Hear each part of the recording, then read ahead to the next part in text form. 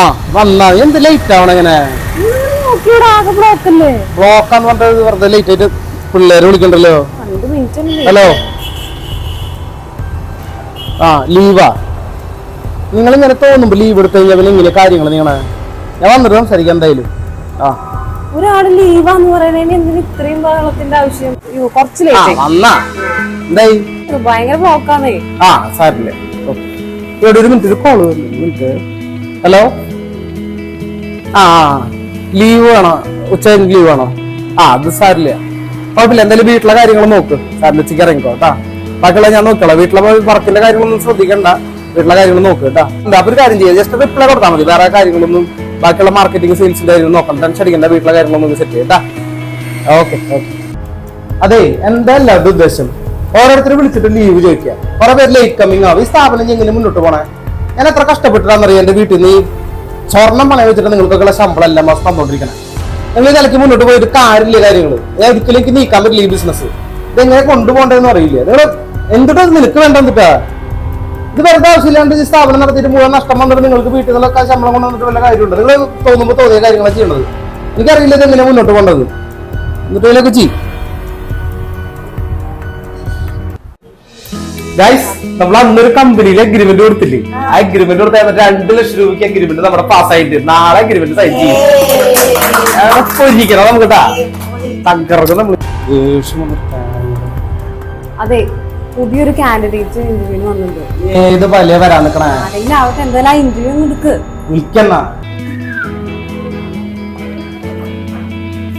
എന്താണ്? അതെ നമ്മളത് ആഡ് കൊടുത്തതിന് ഒരു കാൻഡിഡേറ്റ് ഇന്റർവ്യൂ വന്നു. വരാൻ പറയും. താൻ എവിടെ പഠിച്ചത്? ഞാൻ തൃശ്ശൂരിനെ പഠിച്ചേ. CV കൊടുക്കുന്നുണ്ടോ താൻ? ഇല്ല, വാട്സപ്പിൽ ഇടാൻ മതി. എടുക്കാൻ മറന്നുപോയി കേട്ടോ. താൻ കാര്യം ചെയ്യുന്ന താൻ നേരെ ഇൻസ്റ്റാഗ്രാമിൽ പോസ്റ്റ് ചെയ്യും. അപ്പൊ നാട്ടുകാർക്ക് മുഴുവൻ അങ്ങോട്ട് കണ്ടുകൂടെ? സോറി മറന്നു. താനേ ഒരു കാര്യം ചെയ്യും. തന്നെ ഇന്ത്യയിൽ എത്ര സ്റ്റേറ്റ് ഉണ്ടെന്ന് അറിയോ? എനിക്ക് 14 താൻ എന്തിട്ട് ചെയ്തോർന്നു എത്ര നാളും? ഞാൻ വിളിക്കാം. ആ മോളെ എവിടെ പഠിച്ചേ? ആണോ? ആ CBC. ഇങ്ങനെയൊന്നുമല്ല CV ആക്ച്വലി ഉണ്ടാവാട്ടോ. ഫോട്ടോ വേണം, പിന്നെ കുറച്ച് കളർ. കാരണം നമുക്കൊരു ഇംപ്രഷൻ വരണ്ടേ CV കണ്ടിട്ട്. എന്നാലാണ് ഇത് കുറച്ചും കൂടെ നല്ല. ടെൻഷനൊന്നും വേണ്ട.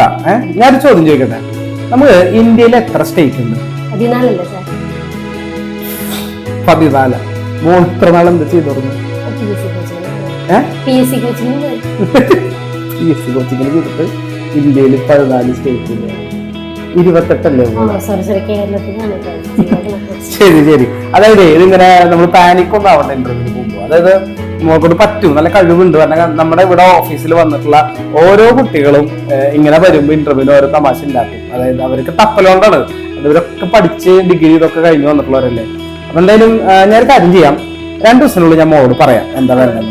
പരമാവധി ഒന്ന് നോക്കൂ സാർ. എനിക്ക് ഇവിടുത്തെ അറ്റ്മോസ്ഫിയർ ഒക്കെ ഭയങ്കര ഇഷ്ടമായി. പിന്നെ ഈ സ്ഥാപനത്തിനുള്ള ഗ്രോത്ത് നമുക്ക് തോന്നുന്നു. ഇയാളെ ചീത്ത കേട്ട് എനിക്ക് ഇവിടെ നിൽക്കാൻ പറ്റുന്നില്ല. ഞാൻ എന്തായാലും ഈ ആഴ്ച ഇറങ്ങും ഇവിടുന്ന്.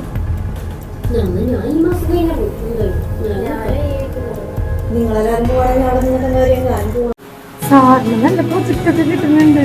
ഇവിടെ നിന്ന് സാലറി കൂടി നോക്കണം. ആ ശരിയാ, ഇന്നെ കണ്ടില്ലേ 2 ലക്ഷം രൂപയുടെ പ്രൊജക്ട്. നമ്മൾ ഇവിടെ പൊളിക്കും. അതെ നിങ്ങളെല്ലാവരും ഒന്ന് വന്നേ ഒരു മീറ്റിങ്ങിന്. ഒരു അരമണിക്കൂർ നേരം കുറച്ച് കാര്യങ്ങളൊന്ന് പ്ലാൻ ചെയ്യാനുണ്ട്. ഗൈസ് നമ്മൾ നമ്മുടെ കാര്യങ്ങളൊക്കെ ഒന്ന് പ്ലാൻ ചെയ്യാനായിട്ട് ഇപ്പൊ ഒരു മീറ്റിംഗ് വെച്ചാലോ? നമ്മള് ഇനി അങ്ങോട്ട് ഞാൻ പറയാൻ പോണ ഇന്നത്തെ മീറ്റിംഗില് നമ്മൾ വരാൻ പോണ 5 കൊല്ലത്തേക്ക് നിങ്ങൾക്ക് എത്ര രൂപ ശമ്പളം കിട്ടും, എത്ര എനിക്ക് ഇൻസെന്റീവ് തരാൻ പറ്റും തുടങ്ങിയിട്ടുള്ള കാര്യങ്ങൾ നിങ്ങളൊക്കെ ഇങ്ങോട്ട് ഒരു കാറിൽ വരുന്നതിനെ കുറിച്ച് വേണം ആലോചിക്കാനായിട്ട്. മനസ്സിലായ? ഒരു സെക്കൻഡ്. ഹലോ, ഞാനേ ഒരു മീറ്റിംഗിലാണ്. ഞാനിപ്പോൾ തിരിച്ചു വിളിക്കാം കേട്ടോ. ശരി.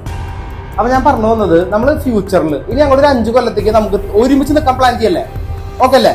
അപ്പൊ അങ്ങനെ നമ്മൾ മുന്നോട്ട് പോവുക. ഇതാണ് നമ്മൾ ഉദ്ദേശിക്കുന്നത്. അല്ലാണ്ട് നിങ്ങൾ ഇങ്ങനെ വെറുതെ ഇങ്ങനെ താളം തട്ടി 5000-നും 10,000-നും ജോലി ചെയ്തിട്ട് ഒരു ഉപകാരമില്ല. നമുക്ക് നല്ല രീതിയിൽ മുന്നോട്ട് പോകണം. നിങ്ങളൊക്കെ ഒരു ബെൻസോ BMW ഒക്കെ സ്വപ്നം കാണണം ലൈഫിൽ. ഓക്കെ അല്ലേ? ഇതാണ് നമ്മൾ ഇനി മുന്നോട്ട് പോകണം. ഓക്കെ.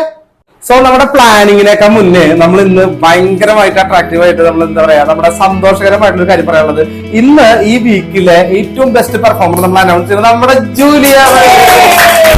സോ നമ്മളെ എല്ലാവരും വളരെ നിങ്ങളൊക്കെ ഭയങ്കര അടിപൊളിയായിട്ട് ജോലി ചെയ്യുന്ന ആൾക്കാരാണ്. അതുകൊണ്ട് തന്നെ ഞാൻ വളരെ ഹാപ്പിയാണ്. എന്റെ മുഖത്തുനിന്ന് നിങ്ങൾക്ക് അത് കാണാനും പറ്റും. നിങ്ങൾ ഹാപ്പിയാണ്.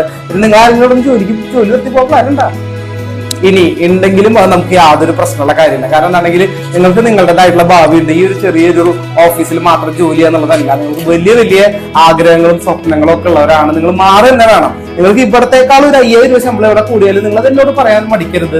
പറഞ്ഞു കഴിഞ്ഞാൽ ഉടനെ നമ്മൾ വേറൊരാളെ എടുത്ത് നിങ്ങൾ അവരെ പഠിപ്പിച്ച് സുഖമായിട്ട് നമുക്ക് ഇറങ്ങാം. ഹാപ്പിലി നമ്മളെന്നും ഫ്രണ്ട്സ് ആയിട്ട് തന്നെ ഇരിക്കണം. ഇവിടെ മുമ്പ് പോയ ആൾക്കാരും നമ്മുടെ ഓഫീസിൽ ഇപ്പോഴും ഫ്രണ്ട്സ് ആയിട്ടിരിക്കേണ്ട അവർ പലപ്പോഴും ഇവിടെ വരുന്നുണ്ട്. ഇവിടെ വരാന്ന് പറഞ്ഞാൽ ഭയങ്കര ഇഷ്ടമാണ് നമ്മുടെ പഴയ എംപ്ലോയീസിനൊക്കെ. സോ നമ്മൾ അങ്ങനെയാണ് നമ്മുടെ ലൈഫിനെ കാണുന്നത്. നമ്മൾ വലിയ വലിയ ഭാവിയോ ഫ്യൂച്ചറൊന്നും കാണണ്ട. ഇല്ലാത്തോളം കാലം നമ്മൾ എന്ത് ചെയ്യാം, ഭയങ്കര ഹാപ്പി ആയിട്ട് നമുക്ക് ഇവിടെ ഫ്രണ്ട്ലി ആയിട്ട് നമുക്ക് നിൽക്കാൻ പറ്റും. അല്ല നിങ്ങൾ എന്താ ഉദ്ദേശിക്കുന്നത്?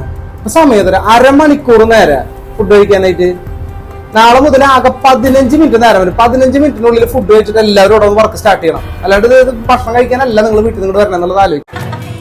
ഭയങ്കര ചിരിതമാശയാണല്ലോ. അതെ ഇതിപ്പോ എന്താ 1 രൂപ നിങ്ങൾ ഫുഡ് കഴിക്കാൻ പോയിട്ട് എന്തിനാ നിങ്ങൾ അതെ നമ്മൾ 2 മണി വരെ നമ്മൾ അടിച്ചു പൊളിച്ചിട്ടുള്ള പടിയൊക്കെ ഓഫീസിൽ നമുക്ക് 40 മിനിറ്റ് നമ്മൾ എന്താ കളിക്കുന്നത്? ഉന്നോ കളിക്കണോ അതോ ചീട്ട് കളിക്കണോ? ആ സെറ്റ് ചെയ്യാപ്പാ. അല്ല നിങ്ങളുടെ ഇതുവരെ ജോലി കഴിഞ്ഞില്ല, ഇനിയിപ്പോ 2 മണിക്ക് ശേഷമല്ലോ. അപ്പൊ നമ്മൾ അതൊക്കെ വലിയ ഹാർഡ് വർക്ക് ഒന്നും ചെയ്യണം. നമ്മൾ ഗെയിമൊക്കെ കളിച്ചടിച്ചു നിങ്ങൾ ജോലി സ്ഥലത്തേക്ക് വന്ന പോലെ നിങ്ങൾക്ക് ഫീൽ ചെയ്യരുത്.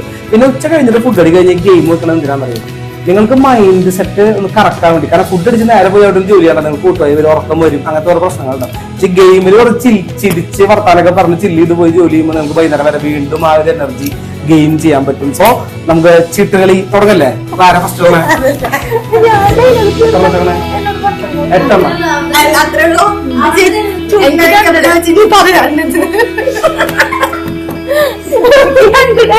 രണ്ട് ഡയലോഗുള്ളൂ.